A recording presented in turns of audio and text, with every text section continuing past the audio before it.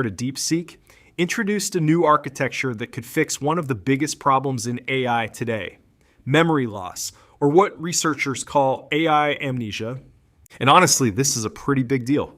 To understand why, imagine you're solving a really difficult math problem. You start strong, solving step 1, step 2, step 3. But as the problem gets longer, you begin forgetting your earlier steps. By the time you reach step 50, you're overwhelmed and you forget what you were even trying to solve in the first place. Well, surprisingly, modern AI models like ChatGPT and Google Gemini face the same problem. They also struggle when reasoning gets too long or too complex. And this happens because of how modern AI models are built. Most large AI models today use what's called deep neural networks with hundreds of layers. Each layer processes information and passes it forward. But as the model gets deeper, earlier information starts getting buried under newer information. A good way to think about this is with a cooking analogy. Imagine 50 chefs adding ingredients to one giant pot. The first chef adds basil, then others keep adding broth, potatoes, vegetables, and more. By the end, the original basil flavor is completely lost. And that's exactly what happens inside AI models. Early information gets buried as more layers add new data. To fix this problem, researchers previously introduced something called residual connections. These connections help models become deeper and more powerful. But they also created this new amnesia issue where everything gets mixed together. So the team behind Kimi AI came up with something new called attention residuals. And honestly, this idea is pretty clever. Instead of mixing everything together, the model can now look back at previous layers and selectively choose the information it needs. It's similar to how attention works in modern transformer models. So instead of dumping all ingredients into one pot, imagine a buffet. Every ingredient is placed separately, and each chef chooses only what they need. This allows the AI to remember earlier steps more clearly and think more effectively.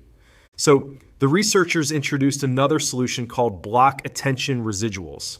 This method groups layers into blocks. Inside each block, the model uses attention residuals, but between blocks, it uses the traditional linear approach. This balances performance and efficiency. And the results were pretty impressive. The new architecture achieved the same performance while using about 1.25 times less compute. That might not sound huge, but at the scale of AI training, that can save millions of dollars. Even more interesting, the models perform significantly better in reasoning tasks. For example, on complex benchmarks like graduate-level science questions, performance improved noticeably. But here's the most exciting part.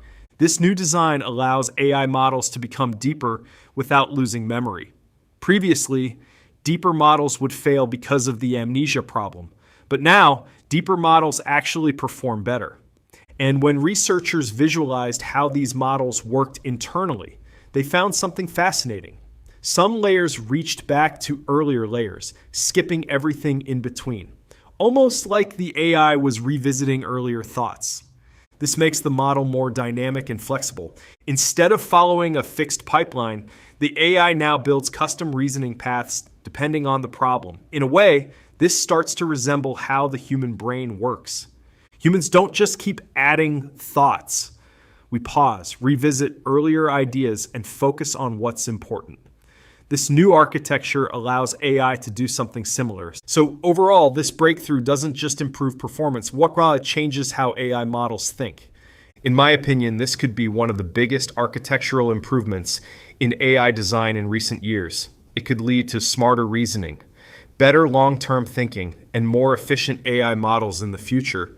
And honestly, we might start seeing this technology appear in next-generation AI systems sooner than we expect. That's it for this video. If you found this helpful, don't forget to like and subscribe. Thanks for watching, and I'll see you in the next one.